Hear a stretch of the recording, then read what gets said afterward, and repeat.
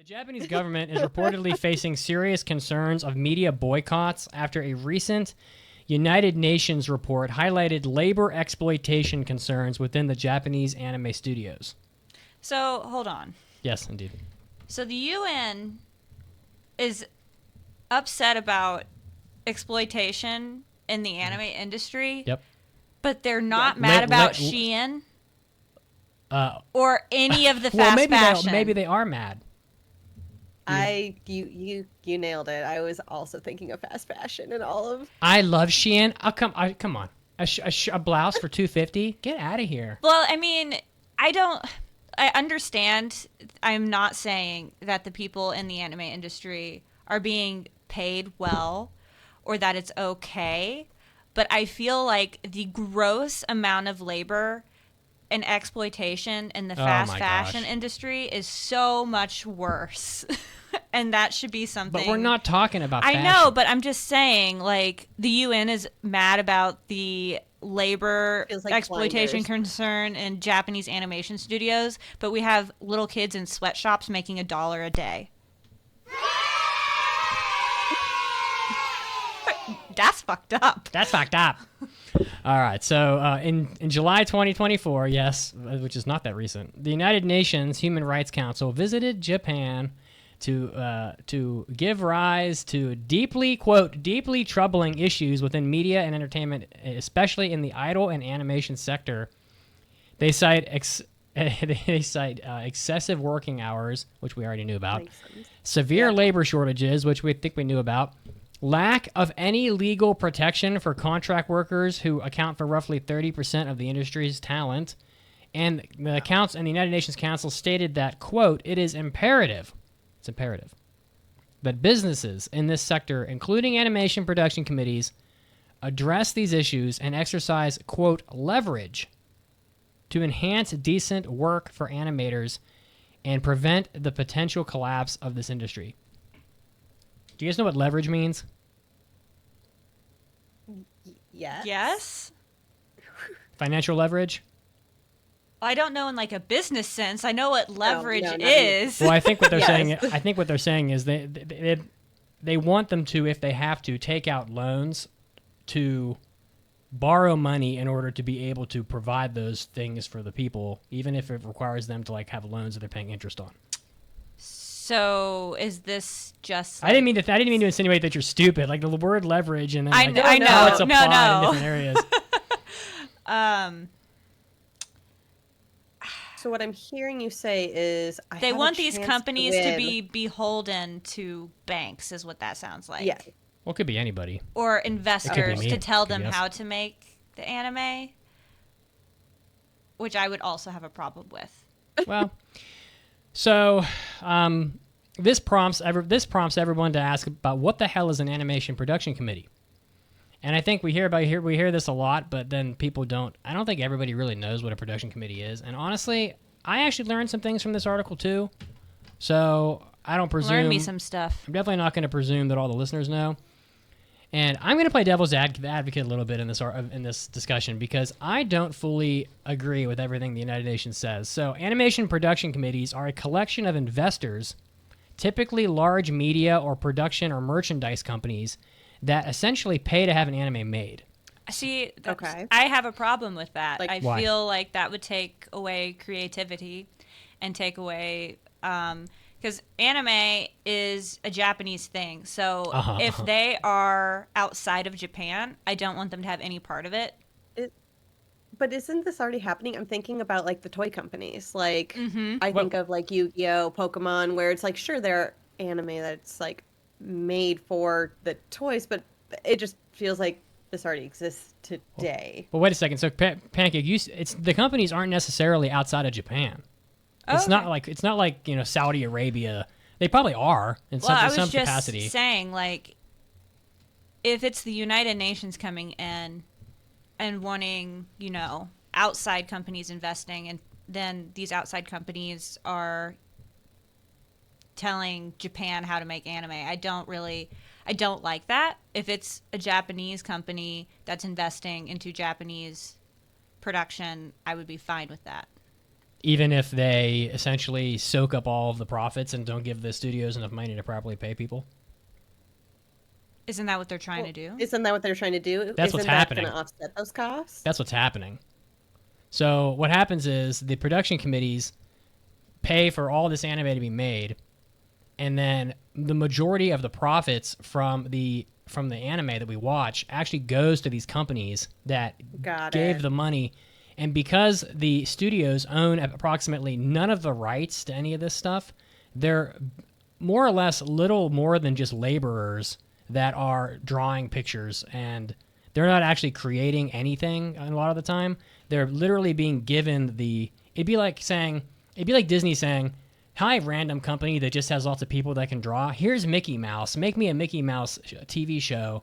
And then all they get is a wage, essentially, because really Disney owns all the IP, so they get all the money, essentially. And they're providing the money. So all you're providing is your time in a lot of cases. Does so that this make sense? exists today. That's what's happening. And what the UN is saying is to like clean it up. Like They're you need to redistribute. I think they're pissed because the production committees are taking so much of the money that they leave the anime studios stripped down to like the point where they can barely pay people. Well, then they need to have better contracts or have some stops in contract. So Like that just sounds like the animation studios need to grow some balls and have better lawyers and better contracts drawn out with these committees. I think it's tough, you know. I mean, I agree with you, and I think you'd have a lot better anime if they did that, because there's not a lot of there really aren't enough people to make anime, because who the fuck wants to work in an industry where you're literally beaten down like a dog while you work? Right. But it's almost like they do with labor unions here in the States or whatever, right? And they probably have them in Japan too. But it's like, who is going to be the studio that rises up against Bandai and says, "Fuck you, I'm not going to make your Gundam show"? Who is that? Like, that's just an example. I think Gundam, like Bandai, probably makes their own Gundam shit. But I mean, you'd have to have serious balls to be like, "Fuck you, I'm not going to make your anime," because then there's like another studio down the street that could do it. Well, then the anime studios need to work together. That's what that sounds like to me. So that's what a labor union is. They're like, "Oh, well, fuck you, we're all going to quit," basically, is what happens. Yeah, the anime studios need to have some balls and push back against these committees or whatever. So there's actually a savior in all this, and it's kind of funny. Also, the anime industry is now worth $20 billion, which is like that's insane. A lot. And and even still, they can't really get a reasonable amount of money from like the stuff they make, right? And we're going to talk about this later, but there are some studios that have some money, right? Like Ghibli and some of the bigger ones. Mm-hmm. And so, and this is just a theory of mine, but you'll note that some studios make original shows, and they're not very good. Well, usually they're not, but sometimes they are. They make original shows, and I think that is an attempt of a studio to create their own IP. Think about how much money Studio Gainax made from Evangelion. Yeah. They mismanaged it and went bankrupt. But like that was an original anime, so they were like, okay, we're gonna step out on a limb here, maybe fund ourselves, and put out Evangelion, because when it becomes massive, we're gonna make a fuck ton of money because we own everything. You know what I'm saying?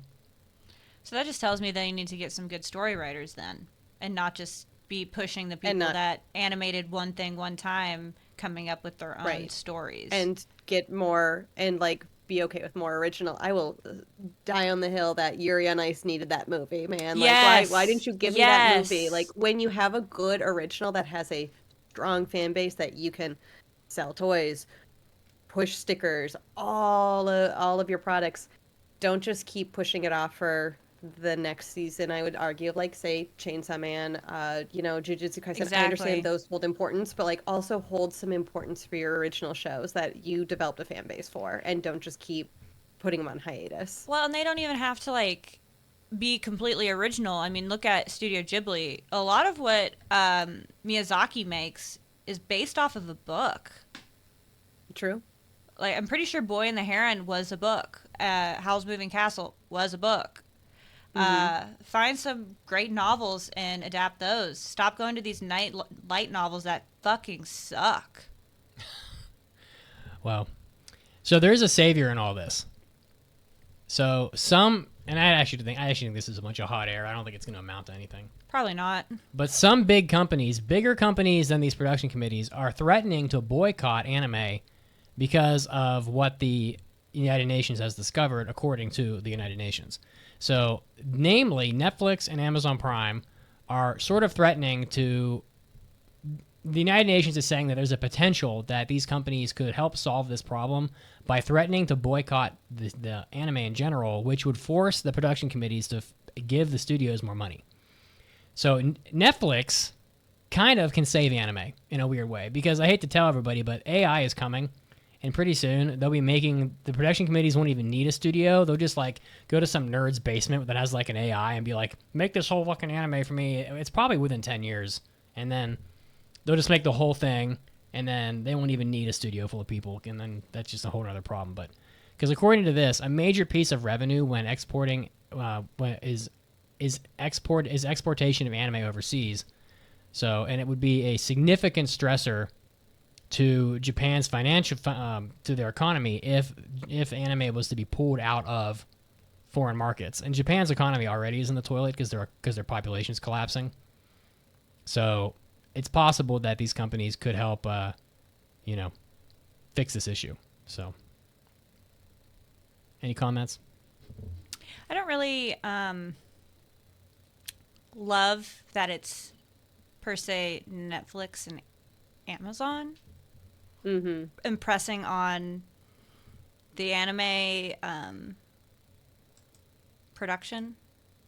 I feel like, I don't know, it just feels a little icky, but I understand at the same time. I just feel like this is a large issue, and it's pretty tricky just all around, because we want people treated properly in their industry and paid properly, but also we don't want things to become part of the massive corporation blob that we continue to hurtle towards.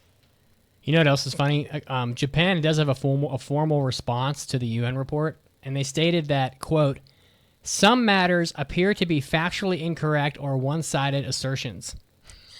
So they're basically like I don't know. They're not acknowledging that it's a problem. Yeah. So that's super frustrating. My comment to this is, maybe we will have a crime happen with Mappa, and I will win my bet with Pancake. What was that bet again? Yes. What was that bet? It was like someone has to show their feet. No. That ours is dead. Adorable. It's ours is we get to exchange manga. Yeah. Oh, how cute. Well, there it is. Girls are so cute.